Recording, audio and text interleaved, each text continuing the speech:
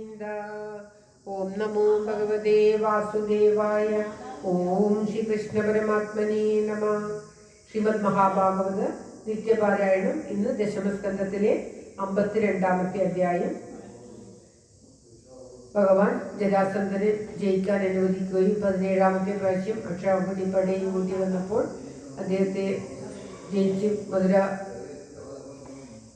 കംസന്റെ സന്തതികൾ തന്നെ കുറച്ചുനാൾ വാഴട്ടെ എന്ന് അനുവദിച്ചുകൊണ്ട് ജരാസന്ധനെ ജയിക്കാൻ അനുവദിക്കുകയും ഭഗവാൻ പർവ്വതത്തിന്റെ മുകളിൽ നിന്നും ചാടുന്നതുമായി തൻ്റെ ദ്വാരകയിലേക്ക് പ്രവേശിച്ച് എല്ലാ ജനങ്ങളെയും ദ്വാരകയിലേക്ക് പ്രവേശിപ്പിച്ചിരുന്നു. അതിനു മുന്നേ തന്നെ ദ്വാരകയിൽ പോകുന്നതും അവിടെ നിന്ന് രുക്മിണി ദേവി ഭഗവാൻ സന്ദേശം അയക്കുന്നതുമൊക്കെയാണ് ഈ അധ്യായത്തിൽ പരാമർശിക്കുന്നത്.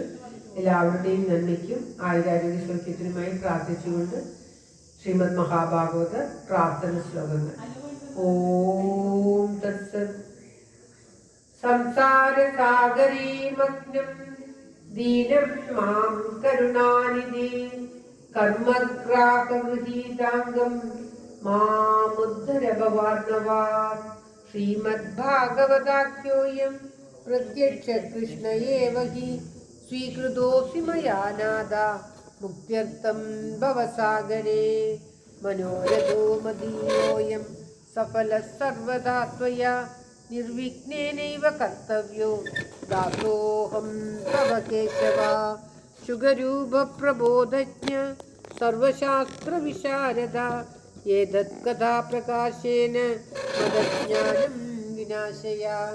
ദേവദേവ ജഗന്നാഥ പുണ്യശ്രവണകീർത്തന യദുത്തമോത്തമ ശ്ലോക നാരായണ നമോസ്തുതേ. ഭവേ ഭവേദാ ഭക്തി പാദയോസ്തവ ജായതേ തദാ കുരുഷ്വ ദേവേശ നാദസ്തം നോ യദ പ്രഭോ. നാമസങ്കീർത്തനം യസ്യ സർവപാപപ്രണാശനം പ്രണാമോ ദുഃഖശമന തം നമാമി ഹരിം വരം. തം നമാമി ഹരിം വരം. ഓം തത്സത്. ശ്രീമദ് മഹാഭാഗവത വന്ദന ശ്ലോകങ്ങൾ. ജന്മാദസ്യേതോന്മയാദിതരഗച്ഛാദ്വേഷവിജ്ഞസ്വരാ തേനേ ബ്രഹ്മഹൃദായാദികവയേ മുഹ്യന്തി യൽ സൂരയാ.